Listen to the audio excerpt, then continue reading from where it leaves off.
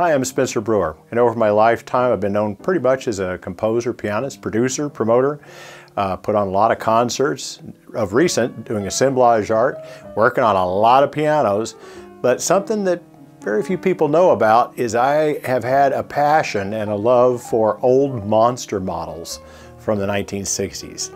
So what happened was if you were a young guy, usually boys, that was born at a certain time in the 50s, and then this company named Aurora made these monster models.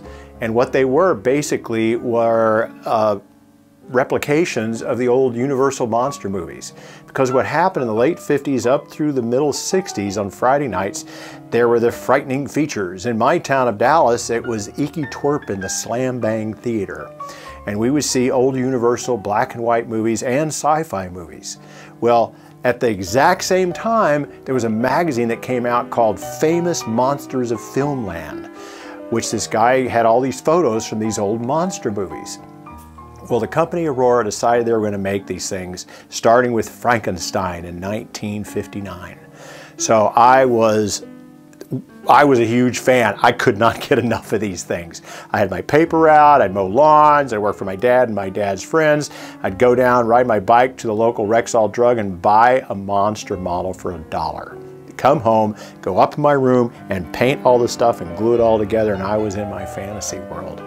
And what these things are, like the Creature of the Black Lagoon.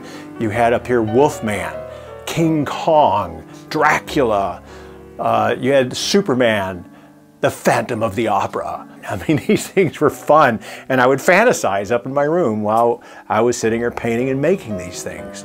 The guillotine. In 1964, the guillotine was actually outlawed in America because there was a parents' council that said, you can't sell this to kids, it cuts the guy's head off. But it was just a piece of plastic. Yeah, it cut the guy's head off.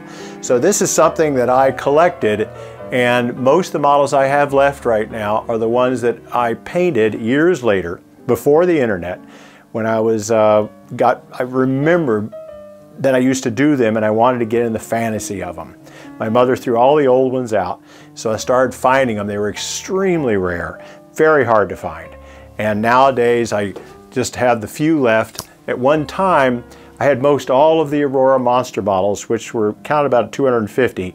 And I had a pretty large collection, sold most everything to help build my recording studio and launch the music career. But the ones I have now that are left are the few that made a difference to me in my life. And that's something not a lot of people know. I know it's kind of weird, but it's a whole lot of fun.